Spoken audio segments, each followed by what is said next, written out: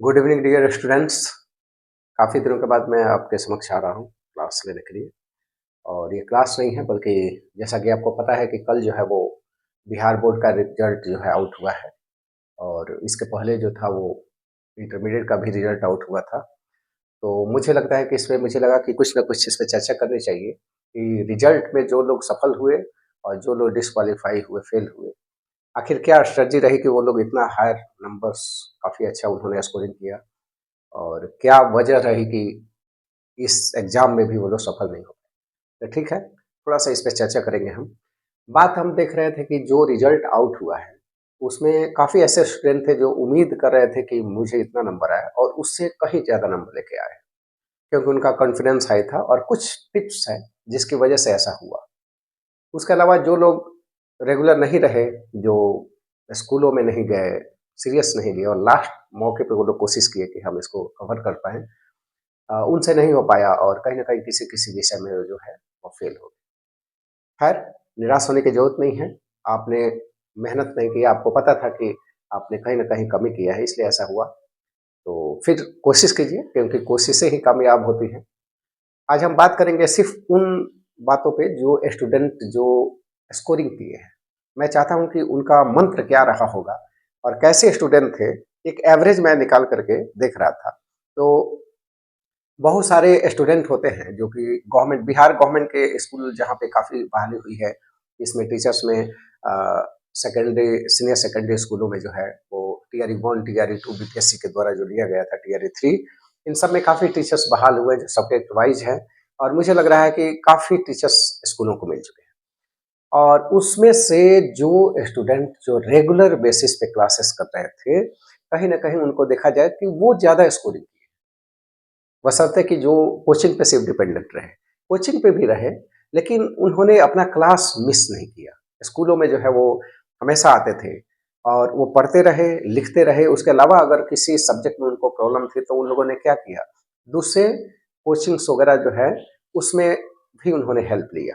Support रहा काफ़ी ज़्यादा, लेकिन डेडिकेशन ये रहा कि उन्होंने क्लास मिस नहीं किया। और जो भी नए टीचर्स आए थे, मुझे लगता है कि उन्होंने काफ़ी मेहनत भी किया होगा और शायद ये चीज़ें उस स्टूडेंट को दिखा और उनका स्कोर जो है 90% तक गया है। ठीक है? तो मैं बात करूँगा इस बारे में आखिर वो क्या चीज़ें थी। तो 3 टिप्स आप याद रखिए। पहला जो है कि रेगुलरिटी। हम ये नहीं करें कि कौन क्या कर रहा है, आप सिर्फ़ इतना सीखिए कि अगर आगे आपको अच्छा स्कोरिंग करना है, तो 3 चीज़ों पे फ़ोकस कीजिए, देखिए आपका स्कोर काफ़ी अच्छा होगा।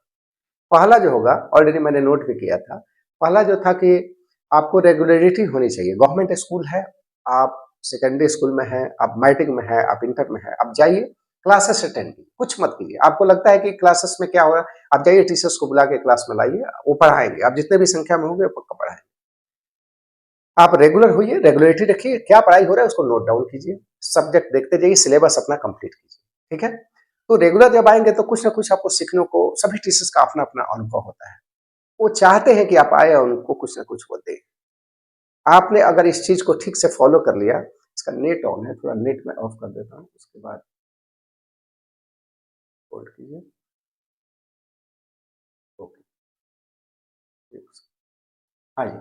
तो मैं कह रहा था, नोटिफ़िकेशन आ रहा था इसलिए मैंने सोचा कि उसको ऑफ कर दूँ, ठीक है। मैं ये कह रहा था कि सबसे पहला रेगुलरिटी, आप क्लासेस आइए, क्या हो रहा है उसे आपको लेना-देना नहीं है। स्कूल में बहुत सारी एक्टिविटीज़ होती रहती है, कल्चरल्स होते हैं, उसके अलावा बीच-बीच में कोई जयंती मनाई जा रही होती है, असेंबली में कोई कुछ ऐसी चीज़ें बताई जा रही होती है जो कि आपके लिए काफ़ी इम्पोर्टेंट होते हैं, आप वो मिस कर देते हैं, क्लासेस ना अटेंड करके। सबका अपना अनुभव होता है, ठीक है? तो इससे क्या होता है कि आप अपडेट रहते हैं। दूसरा क्या कीजिए कि जब रेगुलर होते हैं, तो आप वो सब डेली डेट वाइज़ आप नोट कीजिए कि आज क्या टॉपिक चला। चूँकि सभी टीचर्स पता है कि मुझे सिलेबस कंप्लीट करना है, तो सिलेबस जो है स्लोली आपको 8 टू 9 मंथ में आपका कंप्लीट हो जाता है, 10 मंथ। क्योंकि 1-2 महीने तो एग्ज़ाम में लग जाते हैं, टीचर्स की कहीं ड्यूटी लग जाती है और वो क्या होता है कि कंप्लीट हो जाता है। आप उस सिलेबस को पकड़ लीजिए, उसके अकॉर्डिंग, और सिलेबस आपका देखिएगा एक तरीके से कंप्लीट हो जाता है। कोचिंग में आप जाते हैं तो वहाँ से भी हेल्प ले लीजिए। लेकिन अक्सर देखा गया है कि मैक्सिमम रिजल्ट वहाँ से आ रहा है जहाँ से रेगुलर जो स्टूडेंट हो रहे हैं, ठीक है? दूसरा, सिलेबस को कवर कर लीजिए। इससे क्या होगा कि आपको 8 टू 9 मंथ में आपका सिलेबस कंप्लीट हो जाएगा। बचा आपका 2 टू 3 मंथ, वो आप जो है स्मार्ट वर्क के ज़रिए उसको पूरा कीजिए। कैसे? आपने पूरा सिलेबस कंप्लीट कर लिया है। अब आपको करना क्या है? रिवीजन करना है। रिवीजन में आपको बहुत सारे गाइड, नोट, ये सब चीज़ें होगी आपके पास। उसके बाद उसको आप देखिए, बुक्स ऑलरेडी है आपके पास, है ना? फिर कई-कई गेस्ट पेपर वगैरह भी आता रहता है। ये सब क्या है? 3 मंथ में आपको रिवीजन करना है। और देखिएगा कि आप वो ऑब्जेक्टिव टाइप का क्वेश्चन, जो सब्जेक्टिव टाइप का, और लिखने का खूब ढेर सारा प्रैक्टिस। लास्ट के समय में आपका हाथ भी नहीं थकेगा, वो 3 आवर्स जो होता है वो कैसे आप अचीव कर लेंगे पता ही नहीं चलेगा आपको। और देखिए आपकी राइटिंग स्किल्स भी अच्छी हो जाती है ना? सोचने की क्षमता जो है वो बढ़ जाती है, क्योंकि बहुत सारे अनुभव होते हैं, सब क्वालिफाइड है, एमए, बीएड ये सब कर कर आए हुए हैं, पढ़ा रहे, इतने सालों का अनुभव है। उनसे कोशिश करिए कि कुछ निकलवाएं। आप फॉलो अगर इन सब चीज़ों, पहला क्या मैंने बोला, रेगुलरिटी, स्कूल में रेगुलर आया कीजिए। दूसरा, सिलेबस कंप्लीट कर लीजिए। और तीसरा, स्मार्ट वर्क, जो 3 मंथ लास्ट के बचते हैं ना, उसमें आप कहीं कुछ मत देखिए, जो पढ़ाया गया है उसको रिवीजन करते रहिए। डेली बेसिस पे आपको पढ़ना है, क्या सिलेबस हुआ कवर कर लीजिए, और फिर देखिए आपका नंबर किस तरीके से आता है। आपको कुछ कहना नहीं पड़ेगा, आपको नंबर जो आएँगे आप विश्वास नहीं करेंगे, क्योंकि मुझे आज कुछ स्टूडेंट ने ऐसे बताया कि मुझे उम्मीद नहीं थी कि इतना नंबर आया, और आया। तो मैं बहुत ज़्यादा ना कहते हुए ये कहूँगा कि all the best for next. और काफ़ी खुशी हुई कि स्टूडेंट ने अच्छे स्कोरिंग किए। कुछ जो है उनका स्कोर अच्छा नहीं हुआ। कोशिश करिए, आपका मैट्रिक के बाद इंटर भी होता है, तो उसमें अच्छा स्कोरिंग कीजिए।